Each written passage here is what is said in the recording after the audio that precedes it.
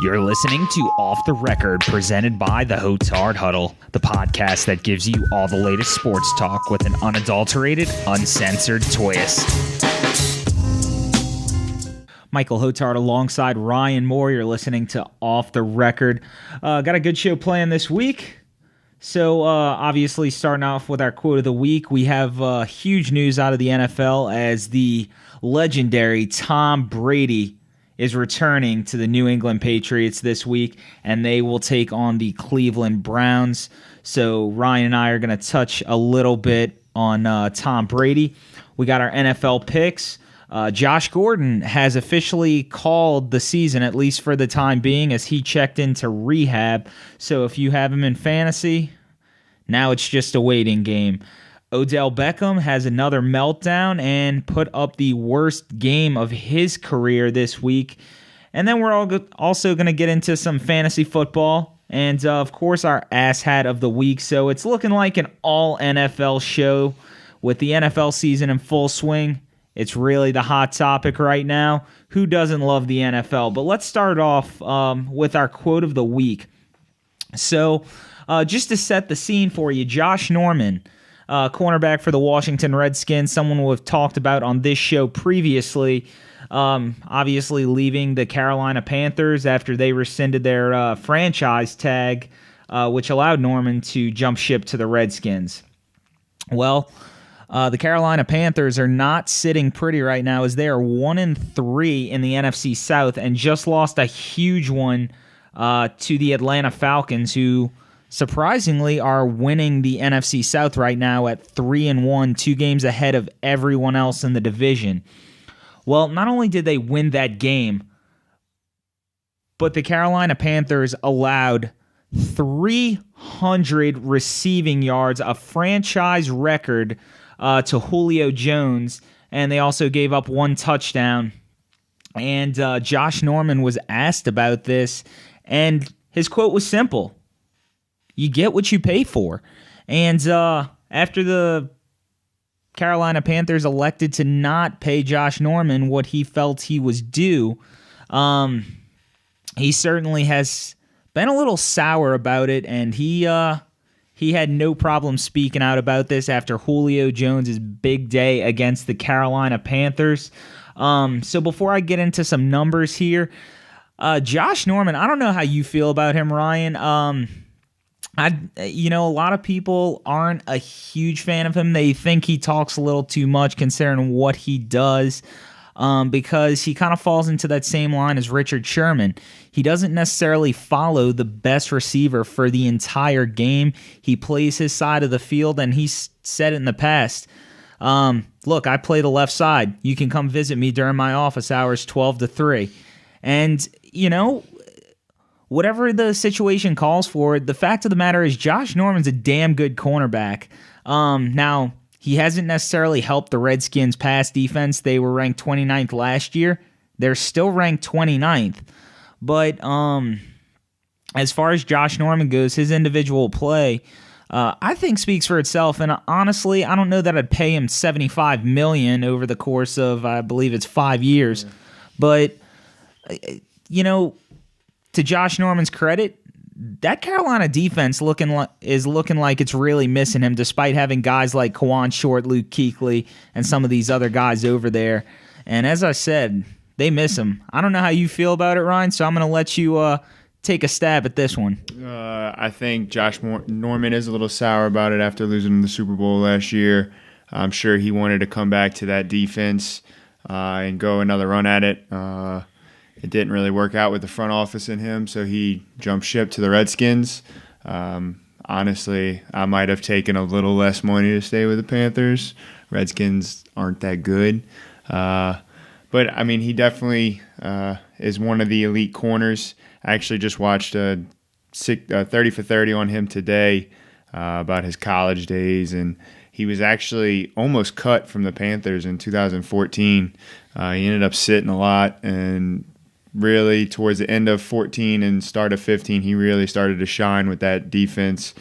I think he had 4 picks in the first 4 weeks last year, but that's That's how it goes in the NFL. And, a guy like Josh Norman, as you said, he kind of had a slow start to his career. He was actually almost a drama major in Coastal Carolina. He wanted to go to Georgia and ended up going to Coastal Carolina and was actually a big theater guy. He was trying to major in it, and the coach said that he either had to choose theater or football because they were overlapping, and he chose football. Well, he obviously made the right choice. So, no, Josh Norman, some people, they just kind of start off late. Some of them takes him a couple of years, but he's certainly got his feet under him, and he is one of the best corners in the league. And people have been critical of him, saying, he's not on the same level as a Champ Bailey or Deion Sanders, and I understand that because those guys were locked down and they followed your best receiver. But if you thrive in zone coverage or you thrive on playing one side of the field, in Josh Norman's case, the left side of the field, if you excel at it, well, that's what you're good at. That doesn't degrade you anymore as a football player. You could still make an impact on a defense. But talking about Julio Jones real quick, so he certainly has the I feel like the right to say this, and you get what you pay for, because over the last 2 years against Josh Norman, he allowed 19 catches for 220 yards. Now, that may seem like a lot when you're talking about the last 2 years, but you got to remember this is spread over 4 games because obviously Carolina Panthers and Atlanta Falcons have four meetings over those 2 years. So you're looking at essentially 55 yards a game. And when we're talking about Julio Jones, a guy who finished with 1,500 yards last year, who top 3 receiver, not even debatable, probably behind Antonio Brown, and you can certainly make a case for Odell Beckham being a better receiver. That's nothing to shake a stick at, and I think that speaks volumes for Josh Norman and what he was able to do in Carolina over the course of the last 2 years, and obviously being a huge part of that 15-1 Carolina Panther team who made it to the Super Bowl and eventually lost to the Denver Broncos. So he's calling out the Carolina Panthers, and at 1-3, it speaks for itself. I can't say any more about it. So for the quote of the week, you get what you pay for from Josh Norman. Moving on over to the AFC now. As I said a little bit earlier, Tom Brady, the god of the quarterback position, is making his triumphant return this week against the Cleveland Browns, as the New England Patriots, sitting pretty at 3-1, are coming off of a 16-0 blanking against the Buffalo Bills, in which they lost. But honestly, man, I cannot be more ready for Tom Brady to come back. I can't wait to see what he does as far as where he's going to stack up with the rest of the pack by season's end. Honestly, Ryan, I could see him coming in, especially against Cleveland this week, and just setting the world on fire, throwing for 320 yards, typical Tom, and trying to run up the score, honestly. Because if there's something we know about the Patriots, that's not a team you want to piss off. And Tom Brady's not exactly a quarterback you want to piss off because he will run up the score on you. And I'm going to go ahead and call it.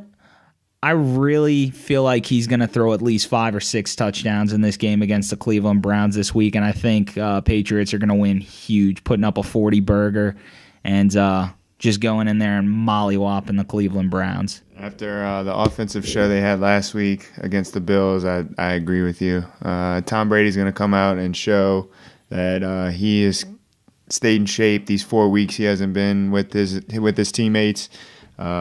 He's going to be prepared this week, ready for a weak Browns defense. I think they've given up 10 touchdowns to quarterbacks this season. So he's definitely up for a big game, and I'm going to enjoy it. He's my fantasy quarterback this week, so definitely ready for that. Yeah, my wife also has him in our little league that we're all in, and I know she's ready for good old Tom Brady to come back. And I'll tell you what, the videos that have spiraled on the internet have been fantastic. I believe it was you that tagged me in the Star Wars one. So if you haven't seen it, just look it up. So if you haven't seen the newest Star Wars movie, Episode 7, so at the very end scene, you see Rey trying to find Luke Skywalker, climbing up this deserted mountain. Well, it's actually Bill Belichick climbing up the mountain. His face is implanted on Rey's, and at the top of the mountain, you see a guy in a hood. It turns around, sure enough, it's Tom Brady. So the Force Awakens, and it's good old Tom Brady, and really funny. And then we also saw there was also a video of Ben Affleck and Matt Damon, who, if you're not familiar with those two guys, both actors, Matt Damon obviously being the incredible badass that is Jason Bourne, and Ben Affleck, of course, being his best friend in Good Will Hunting. They're arguing over who is better friends with Tom Brady, and it was the greatest romantic man crush type deal I think I've ever seen, and I was literally waiting for my computer screen to just melt. But Tom Brady actually made a statement about his return, and it was simple. It's a lot of fun to be back. And I can tell you this right now, the Patriots are going to have some fun in the AFC. They're going to have some stiff competition. You still have teams like the Steelers, the Broncos, who are surprisingly doing well. But when all's said and done, I just don't know that I can bet against the New England Patriots. Brady is a two-time NFL MVP, four-time Super Bowl winner, been to the Super Bowl 6 times in his career. His accolades speak for themselves. He's one of the best to ever do it, if not the best. Even with a 4-game suspension on him, I don't know if it's in the realm of possibility. However, I'm not going to count it out just because the guy's name's Tom Brady and he's still got Bill Belichick. But what do you think the odds are for a potential MVP season, even with a 4-game suspension? I mean, do you think at the end of the season, if the Patriots run the table and wind up going 15-1, and Brady's putting up absurd numbers, could you see an MVP possibility? I don't know. That's a good question. I think you definitely have to consider someone like Ben Roethlisberger. He's putting up stupid numbers right now, and as long as he stays healthy, I think he's going to be up there, number 1, number 2 in the AFC. If you think about it, you think of most valuable player, it's someone who means something to the team. Patriots went 3-1 without him. I would consider Bill Belichick more of an MVP for the first quarter of the season, to be able to get the Patriots to 3-1 without their star player. So I think he'll definitely crack 3,000 yards still, maybe 22-ish touchdowns, 23 touchdowns, maybe more. But we're gonna find out. I think he's gonna try and catch up against this weak Browns defense this week. Well, I'll tell you what, I'm gonna give him a little more numbers there, and maybe this is reaching a little too far, but honestly, I could see Brady coming in, possibly getting close to 4,000 yards. I could see him possibly getting up to 3,800. Between 38 to 4,100 yards. I can also see him potentially reaching that 30 touchdown mark. And right now, just to kind of give everyone to round off here, so the league leader in passing touchdowns right now is actually a tie with Ben Roethlisberger and Matt Ryan at 11. The leader in yards, Matt Ryan with 1,400, obviously coming off of his 500-point or 500-yard game. So, he'll definitely have some clawing to get back to the top of these lists. But I don't know that he'll ever get to the top. But I fully expect Brady to be in top 10, top 8 in every passing category known to man. Because like I said, I think he's coming back with a chip on his shoulder despite the politically correct answers he's given to the media right now. Look, this is just the Patriot way. They know how to win. If you piss them off, they're going to come at you guns loaded. So you better bring everything you have. You better bring the kitchen sink, because I see my boy Tom coming back with a huge, huge vengeance this year. And looking at I'm going to go ahead and pull up the schedule here for the New England Patriots. And if you're looking at their schedule, they are going to have a little tough run here. They do have some tough games this year. Obviously, as I said, Brady's return comes against the Cleveland Browns. That should be a squash. Cincinnati Bengals. That'll be a pretty physical game, but ultimately I'll take the Pats in that one. You got the Steelers, which that'll be a good one to watch. That's going to be probably the game that week that is must watch. And then I'll talk a little bit about this in a more detail later in this podcast. But they have the Bills, obviously, for their second divisional matchup. But Seahawks, Niners, Jets, Rams, Ravens, Broncos, Jets again, and then the Dolphins. So you got some tough matchups there. But despite all that, it's still Bill Belichick. It's still Tom Brady. And I fully expect this season to be one of the best that we've seen from Tom Brady, despite him being 37, 38 years old, whatever he is. And we'll see what happens. But I know a lot of people are ready for Sunday, and I certainly am. Can't wait to see good old number 12 back in action for the New England Patriots. It's going to be awesome. And as I said, I'm feeling 6 touchdowns this week out of good old Tom Brady against the weak-ass Cleveland Browns. So only time will tell. All right, so it is that time of the show. We have our NFL picks coming up for Week 5. As of now, so Ryan came in hot last week. Solid, respectable 3-2 last week, tying with me.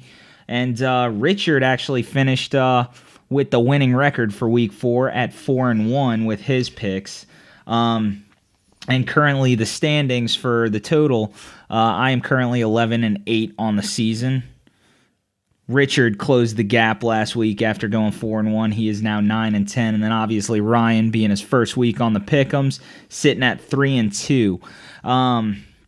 So Week 5, we got a couple of really good matchups. One in particular that I'm very excited about, which we'll get to here in a minute. But starting off, so Thursday night's game, and if you're listening on Thursday, well, tonight's game. Arizona at San Fran. We have a battle of 1-3s in the NFC West. Now, before we make our picks here, the Arizona Cardinals don't look like the same football team from last year. Heavy favorite to win the Super Bowl this year. And they're not sitting too pretty as they're at 1-3 right now. The offensive line, I think Richard said it best. I was texting him earlier this week, and the Arizona Cardinals right now are just like a deck of cards. Because the offensive line, when they're playing well, the whole house falls. When they're playing bad, the whole house falls. If they're playing well, there's no stopping this offense. So they have a matchup against the San Francisco 49ers. Carson Palmer did go down last week. Navarro Bowman done for the season for the 49ers. And Navarro Bowman done for the season. So got a couple of injuries happening with this game. This is a tough one to pick. I am actually... oh my God. I think I'll go with the... I think I'm actually going to go with the 49ers on this one. I'm just unsure about Let me see if I can dig up the status of Carson Palmer, who has been struggling a little bit this season. Definitely doesn't look like the same quarterback we saw all of last year. But he's currently subject to the concussion protocol. And reports are saying that he's unlikely to play Thursday. So that means Drew Stanton, if Palmer cannot suit up for that game, Drew Stanton looks like he'll get the start. Either way it goes, even if Carson Palmer does play, I think I'm still going to go with the Niners in this one. I'll take the magic of Chip Kelly and them running on the back of Carlos Hyde. So I really want to take the 49ers with you, but it's hard to go against the Cardinals. I think they're going to get fired up for this game. If they want to salvage this season, it's got to start now. You can't go 1-4 and expect to make be a contention. They made it to the NFC Championship game last year. So I think I'm going to go ahead and take the Cardinals. They've got to. It's almost to a point where it's a must-win. So I'm going to go with the Cardinals on this one. Yeah, and as you see in a lot of times, desperate teams can sometimes find those ways to pull it out. The Texans and the Vikings are our next matchup. This should be an interesting one. Texans 3-1, Vikings 4-0, who right now look like one of the best teams in football. I think I've picked against them every week that they've been on our list so far. I'm not continuing that trend. I've totally bought into what the Minnesota Vikings are doing. That defense is phenomenal. And offensively, Sam Bradford playing fantastic. Hasn't turned the ball over yet. Despite them not having Adrian Peterson, Stephon Diggs on that offense is doing well. Kyle Rudolph, the tight end, has really shown up for this team. And then last week you saw the two running backs, Jerick McKinnon and Matt Ad. Solid job shouldering the load. So I'm going to stick with the Minnesota Vikings here, keeping their defenses for real this year. I just don't see Brock Osweiler going down the field on them right now, especially at home in Minnesota. They were jacked up this Monday night in that home field, so I'm going to go with the Vikings as well. Yeah, so right now, I mean, it's a tough team to pick against. That defense, Hunter Smith, some of those guys on there, Xavier Rhodes. It is a tough football team, and if you haven't gotten a chance to check out the Minnesota Vikings yet, if you have all the NFL games, Vikings-Texans, that's going to be a good one. Now, this is the match I was talking about earlier. We're going to find out something about one of these teams in particular. Are they for real? Are they a contender? Are they a pretender? The Atlanta sitting at 3-1, Denver sitting at 4-0. I'm gonna go ahead. Denver's defense playing great offensively; they're playing well. I know Atlanta's defense isn't all that great. That offense, though, has been absolutely explosive this year. We've seen kind of a down year from Devontae Freeman, but between him, Tevin Coleman, you kind of got a little mix there, and then Julio's coming off of a huge week. This is probably an unpopular pick, but I'm going to go ahead and take the ballsy pick here, and I'll take the Atlanta Falcons. And I know Ryan over here shaking his head, not buying the shit I'm selling right now, so go ahead, take it away. Who are the Atlanta's? They've played the Saints. They've played Carolina. Who are the? I think they've played any strong defense yet. Carolina's defense isn't that strong. Obviously, everybody knows the Saints' defense isn't that strong. I think them. If they were playing in Atlanta, I would probably take Atlanta. But with them playing in Denver, that mile-high stadium, I think the altitude is going to shut down the offense a little bit. They're going to be gasping for air. Julio's not going to go for 300 yards again. So I'm going to go with Denver on this one.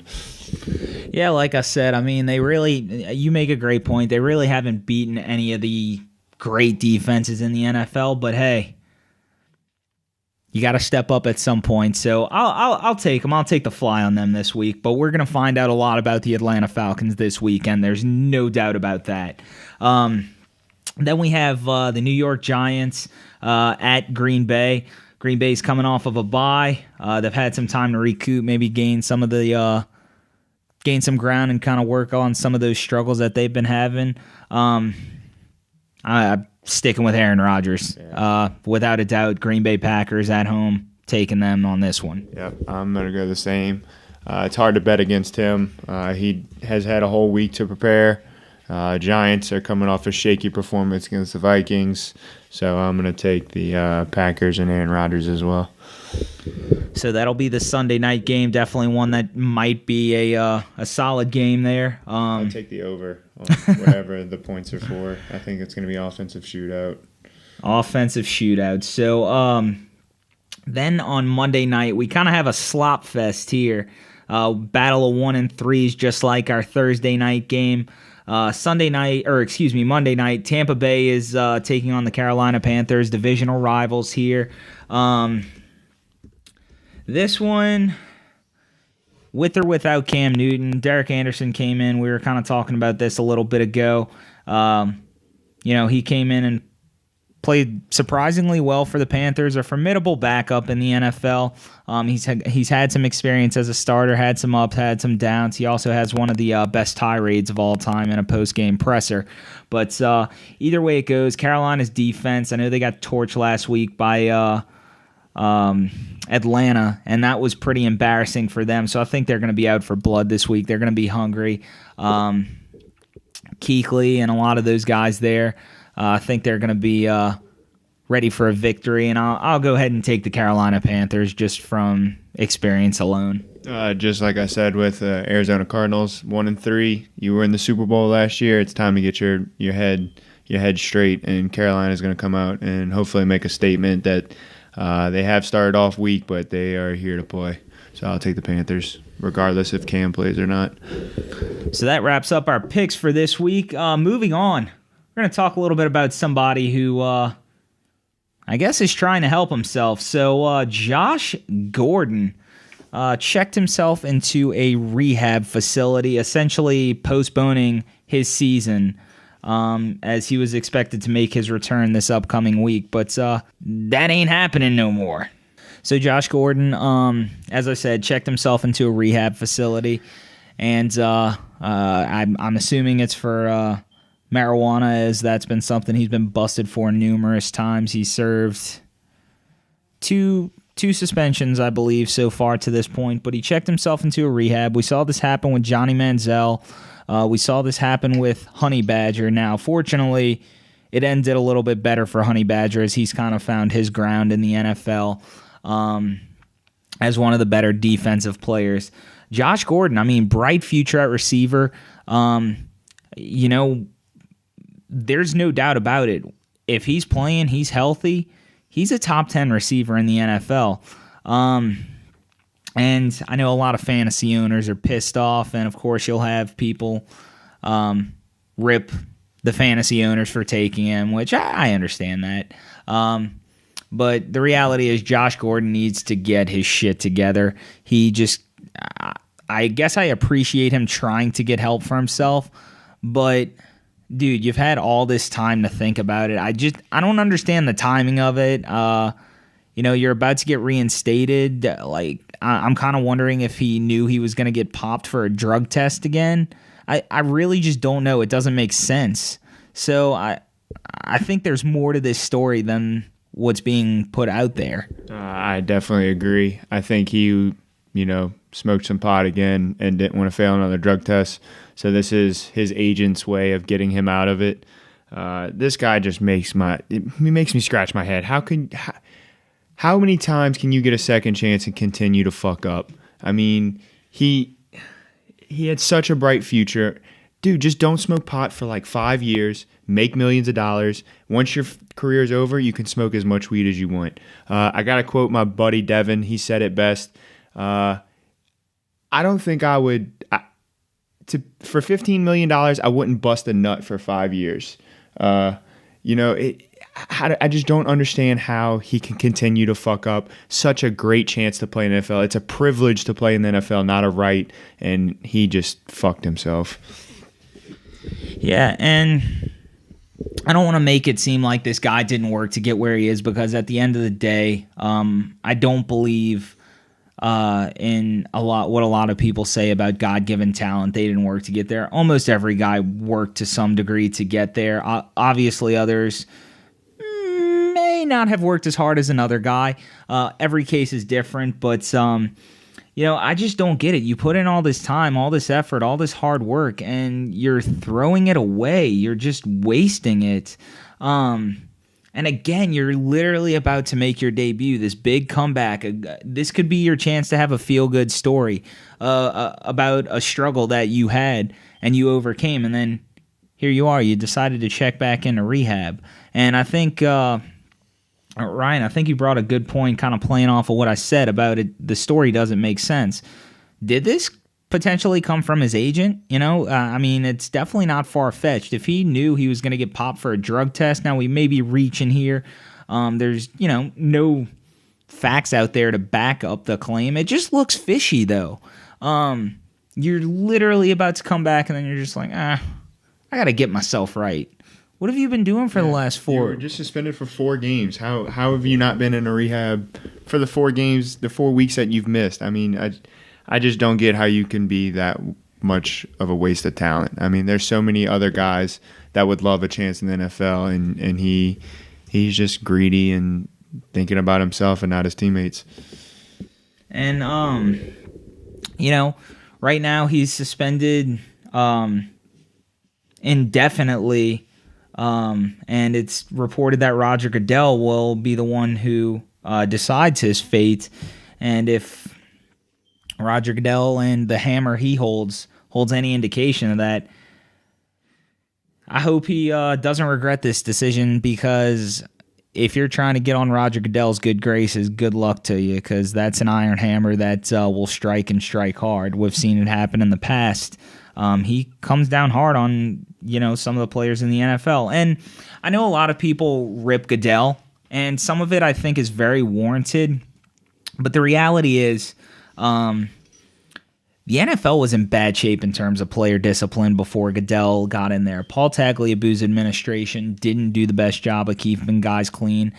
And I don't necessarily like the whole dictatorship behind Goodell, and that there's no one kind of holding him accountable to be the leader and the commissioner. But he definitely has cleaned up the NFL a little bit. We don't see nearly as many instances of arrests and things like that.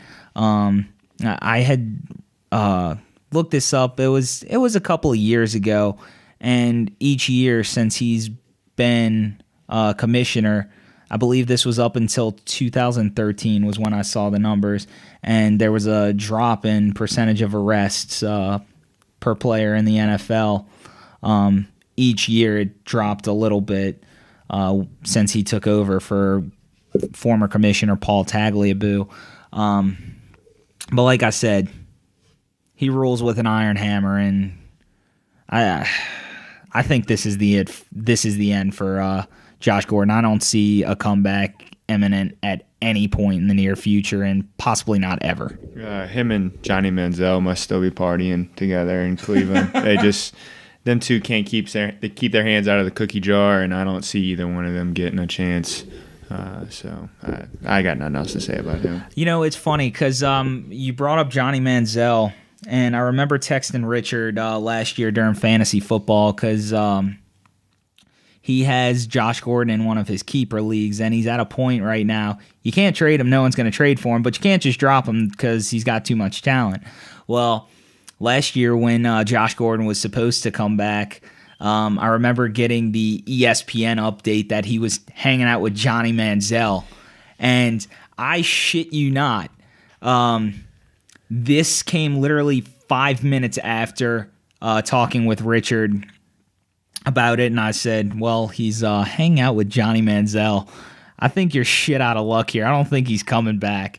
And then sure enough, it may have been the next day or even later that same day, gets popped again, and we just kind of chuckled about it like, Jesus, dude, what are you doing? So, guys, just been bad news from the get-go.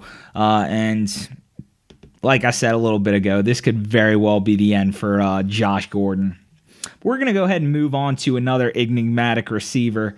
And this guy plays for possibly one of the biggest, the biggest media market in the country in New York. And that, of course, is Odell Beckham from the New York Giants, who we kind of talked a little bit about last week. And you know what? I got a little bit more to say about him this week. So let me set the scene for you. This past Monday, the New York Giants took on the Minnesota Vikings Monday Night Football. We're talking national stage here, primetime TV. And Odell Beckham had yet another mental breakdown. And this seems to be a growing trend. This all started when Minnesota cornerback Xavier Rhodes got a little chippy towards the end of a play. Odell Beckham was running toward the sideline, and Xavier Rhodes dove out at him, essentially forcing him out of bounds. Wasn't a dirty play necessarily. He did throw his body a little harder at him than probably was warranted. I mean, he looked like he was about to go out of bounds, but Odell Beckham reacted very poorly, and he goes up to Rhodes and he chest bumps him. So he got a flag for that, and then as the refs are trying to hold him back, he's swinging his arms, and he did make contact with an official, and there was some debate as to whether or not he should be ejected for that alone, because it was a rule put in place this offseason that any contact with an official is a ban. And this seems to just be a growing trend with Odell Beckham. The worst part about it is after all of this happened, you heard him tell the media and say after the game,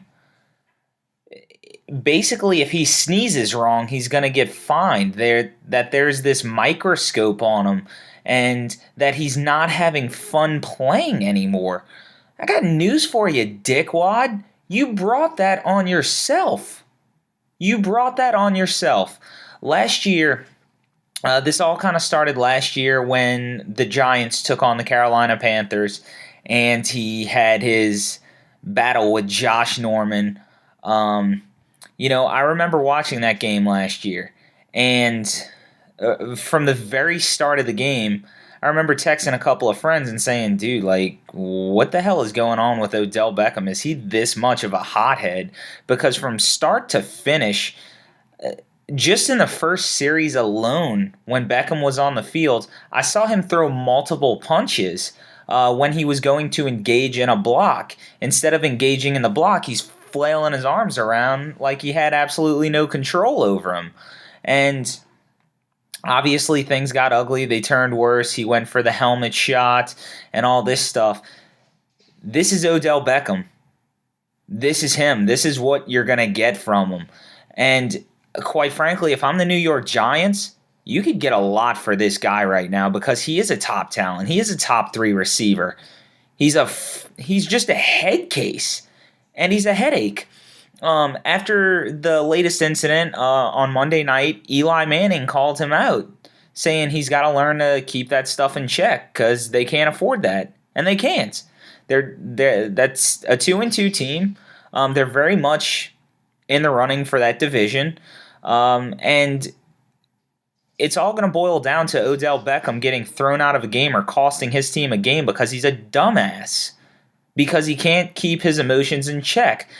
Quite frankly, I don't remember the last athlete who has had this bad of Napoleon syndrome and little man complex. I really can't. I can't think of anyone. As far as comparisons, he's a poor man's T.O. Terrell Owens is a top 3 receiver all time. Not even debatable. I don't care what anyone says about that. It's Rice, Moss, Owens, period. Owens was a headache. But at the end of the day, he produced. The problem with Odell Beckham right now is he's not producing. So is it worth the headache? He finished with the worst game of his career on Monday night with 3 catches for 23 yards, I believe. And this season, he is yet to find the end zone. He's just over 200 yards in the first 4 games of the season. That's not superstar numbers. And if he's acting like a big bitch out there on the field, it's not worth it. And for those who may not realize that there was another rule change this offseason, I talked about the bumping refs or incidental contact with an official. So the NFL decided to take unsportsmanlike conduct penalties a step further and implement sort of what we see in the NBA. In the NBA, it's 2 technicals, you're out. Well, now the NFL adopted a rule. 2 unsportsmanlike conducts, you're out. I can fully see Odell Beckham getting ejected. Certainly in one game. I'll go ahead and bank on that. I'm willing to put money on that. Possibly multiple games. He is an absolute shit show right now. It's pathetic to watch. It really is. And quite frankly, if I'm lining up against him on Sundays, even if I'm not an upper tier cornerback in this league, if I'm some middle of the road guy who no one knows my name, I'm still going to focus on one thing and one thing only if I were to line up against Odell Beckham on a Sunday afternoon. I'm going to get inside his head. I'm going to mess with him. I'm going to play the mental game because the guy is mentally weak. He's a bitch. And that's putting it nicely. I'm just waiting for the day where this all boils over. Ryan and I talked about it on the show last week. Odell Beckham, Jarvis Landry, who you taking long term? And he and I were both blowing some sunshine up Jarvis Landry's ass. And I'm still going to do that. I stand by what I said. I don't trust Odell Beckham at all. And if I'm a GM, if I'm a coach, he's not worth the headache because he mentally checks out. And I know I compared him to T.O. and I called him a poor man's T.O. At least at the end of the day, if T.O. was causing a distraction, he's still getting you 8 catches, 100 yards, and probably a touchdown on Sunday. Odell Beckham's not doing that. And I understand it's year 3. He's still young. He can still get this problem solved. But are you willing to wait for that? Especially for a coach like Ben McAdoo. Do you want to coddle him? Do you want to end up with another situation like Des Bryant, which is happening right now in Dallas? If I'm Ben McAdoo, I'm setting the tone. It's his first year there. And I'll tell you what, I'll give him respect because last week he had mentioned Odell Beckham and that he, like Eli said, needs to keep his emotions in check and leave that at the door. And, with Odell saying that there's a spotlight on him. Yeah, there is. You put that on yourself. You did that. No one else. And when you're constantly getting in battles with penalties and complaining about this, saying it's not fun anymore because of all the drama that's surrounding you, that's not a league problem. That's not an opponent problem. That's a you problem, dude. So, Odell, get your shit together. So enough about ripping receivers in the NFL. I want to talk about something a little more fun here. We're changing it up because we were doing sort of our starts and sits for fantasy football, which once you kind of take a step back, it's kind of a waste of space because, let's be honest, you can find that on the great Matthew Berry every week on ESPN or other fantasy sites that you may follow. One of the things we're going to do to spice up this segment here is just kind of talk about our league, and I'm not going to go over the statistical information or the standings. No, I'm talking about the fun stuff of fantasy football. We know fantasy football can possibly be one of the most frustrating things on this planet. But to make your 0-4 record? Yeah, my 0-4 record in my family league, sitting at 1-3 in the big money league. I am 2-2 in the dynasty league, and I have scored the second most points in that league, so I'm not too worried there. The dynasty league's looking wonderful.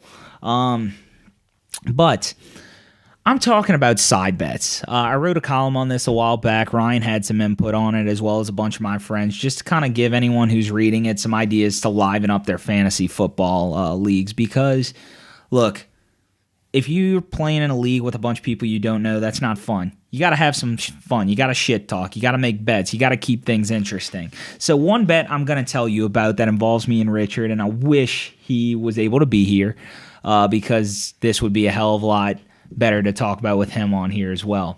So Richard and I have this bet. I made a huge trade last week, one of 4 trades I might add, because that's all you're good at. I'd be the worst GM in the NFL. Like, oh, one bad game? Yeah, sorry about you. We're going to go ahead and trade you. So anyway, I traded Willie Snead last week, as well as, for the life of me, I can't remember. It was someone terrible. It was someone who was bench riding the whole year. But I traded 2 players, and I got Stephon Diggs from the Minnesota Vikings. So Richard and I were kind of laughing about that bet, and he was like, I don't know that you got the good end of the deal. I needed to do something, man. I'm 0-4. Things aren't looking good. Had to make a change. So what we did, Richard and I are both huge wrestling fans, and every year I do a WrestleMania party with a bunch of my friends. Ryan's usually there for those. We do a big pool, money on the line. We just have some fun. It's a big event. Well, Richard and I have the humiliation bet. So if you haven't watched WWE and you're not familiar with the women's division and the outfits they wear, well, just think skimpy bikini and bra. That's basically it. Yeah, loser has to wear that at the WrestleMania watch party. So our bet was this. Stephon Diggs, Willie Snead, weeks 4 through 17. Whoever has the most yards wins the bet. I took Diggs. Richard takes Snead. So now, barring any injury, of course, injury null and voids the bet. That's just not fair. Yeah, so we'll see what happens. I like my chances in this one. I would take Diggs. Drew Brees likes to spread the ball around too much right now. He's every year he hits non-receivers every week. Willie Snead's the possession receiver. He's the new Marcus Colston. When it's 3rd down and 6, he can run a slant route over the middle and get the first down. Stephon Diggs, he's having, I think last week he had 9 receptions, 180 something yards. And that was a couple of weeks ago. Yeah, but still, he's more of a deep threat. He's gonna get more yards than Willie Snead is. Yak yards, baby, yards after catch. Which so far I'm doing good. Willie Snead 1 catch, 23 yards, and Stephon Diggs this week I believe had 5 for 47. So I'm on the winning end the first week. Hopefully that trend keeps up. So that was one of the bets we've made this year. I also have a bet going with one of my other friends, and I honestly can't remember the exact bet of what it was. I'd have to get my refresher. But anyway, loser is going to have to buy a red shirt and go into Target and help customers. Mm-hmm. So we're doing that. We're going to have some fun. It's fantasy football. Let's make it interesting. And I know, Ryan, you've had some pretty awesome bets this year, so the floor is yours. Yeah, one of my favorite bets so far in my fantasy league this year, my good buddy Trey lost to Devin. We're going to go out one night, and Trey is not allowed to pay for anything in dollar amount. He has to pay everything in change. So not only does he have to pay for drinks and food and change, he's also going to have to tip the waiters in change. So not only do you piss them off counting it out, you're going to have to make them count out their tip money. So he is looking at bringing $40 to $50 in change and trying to have a good night. Yeah, I'd be furious. As someone who's worked in a bar previously, that would flat out suck. So this is kind of what this new segment for fantasy football is going to be. We're going to kind of update you on some of the stupid bets we've made this year, because it's all about the humiliation bets. Make it fun. I get it. We all want to win money, but there's definitely more on the line when we're talking humiliation, and we've seen our fair share of funny ones this year. But so yeah, if you're looking for some tips and you want to embarrass your friends, as Ryan said, get them to pay with change at a bar one night, or in me and Richard's case, dressing up like a WWE female wrestler for a WWE event if you're into good old world wrestling entertainment. So yeah, by all means. And if you ever have any bets, there was actually a column I wrote about this a while back. Go find that, post it on there, and I'll throw it up to our I'll go ahead and update the column, because we're always looking for new ideas for bets. So yeah, if you have anything at all, give us a shout. Go follow us on Facebook at Hotard Huddle. You can hit us up on Twitter. And then also just be sure to check out hotardhuddle.com and go find that column. So coming up next, we are actually going to close this show out with our Asshat of the week. No surprise here. It's coming out of Buffalo. For those of you who don't know, Rex Ryan, coach of the Buffalo Bills, that guy's a freaking joke. He is the worst. And I'm sure this won't be the last time he's going to get dubbed the Asshat of the week. And it's not just him. He's also going to share that spotlight with the bully that is Richie Incognito, that jackass. So earlier, before their matchup with the New England Patriots, Ryan claimed he had a source that Jacoby Brissett would be the starter. Brissett wound up being the starter. And then after they won the game 16-0 shutout fashion, He claimed he was trying to stir the pot. Like, it... And, of course, we're going to hear, that's just Rex being Rex.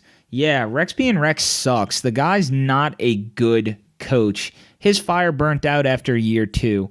And the fact he's even talking shit to Belichick, this guy's 3-10 against Bill Belichick.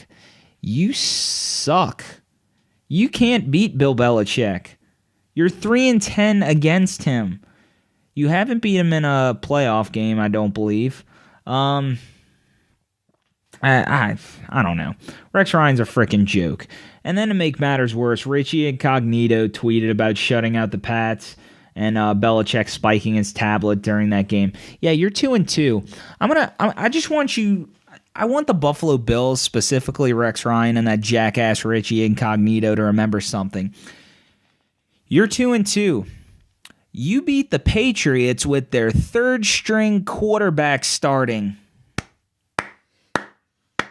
Congratulations. You still suck. You're not good, and you're still losing that division right now, despite the Patriots not having Tom Brady.